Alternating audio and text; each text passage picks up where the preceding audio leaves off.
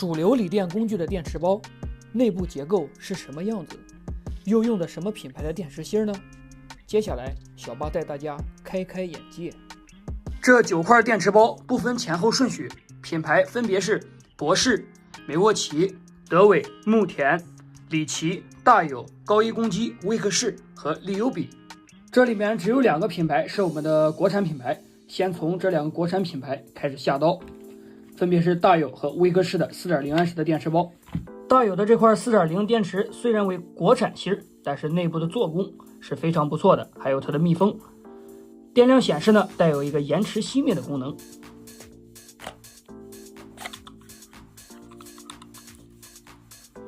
封得非常好。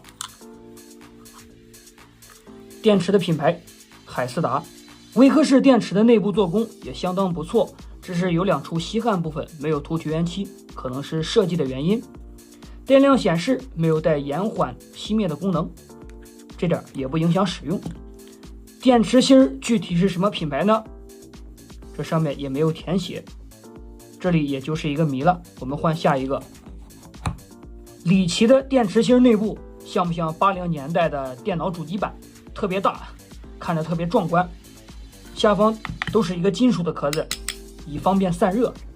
电量显示也是带有一个延迟关闭的功能。里奇的这个上盖的卡扣也是特别富有科技感。利优比也就是良明，这些电池其实都是10年前的电池，控制板和这个保护板做的都非常大，比起来现在这些比较简约的控制板比起来就大太多了，跟刚才那个里奇是差不多的。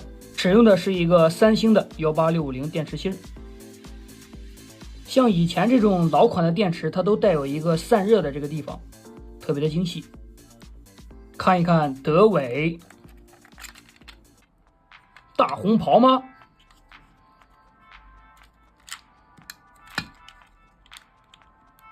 德伟这个是没有带延缓显示的，拿出来。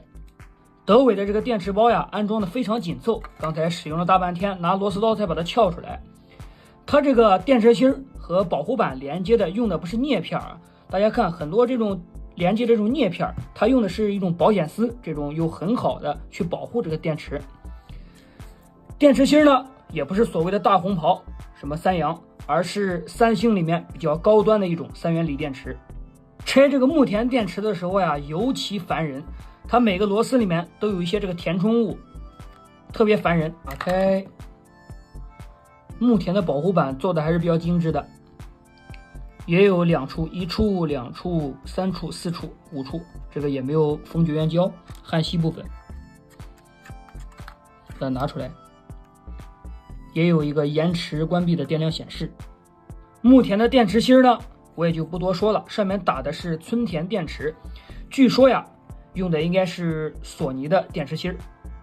博士的电池芯呢，也是来这一套，有3个螺丝孔，上面有填充物，需要拿电钻把这个填充物钻掉才能取掉，这样呢，它就不能保证是一块全新未拆封的电池了。博士呢，总会给人带来一种满满科技感的感觉，无论是保险还是这些导电的地方。电量显示呢，也是带有一个延缓的关闭。打开偏盖，两边做的这个防摔特别不错，都有一个胶条。虽然这节博士的电池芯被遮挡了起来，但是看到这个25R之后，就已经能确定它是一块三星的电池芯。美沃奇，打开，电量显示延迟功能。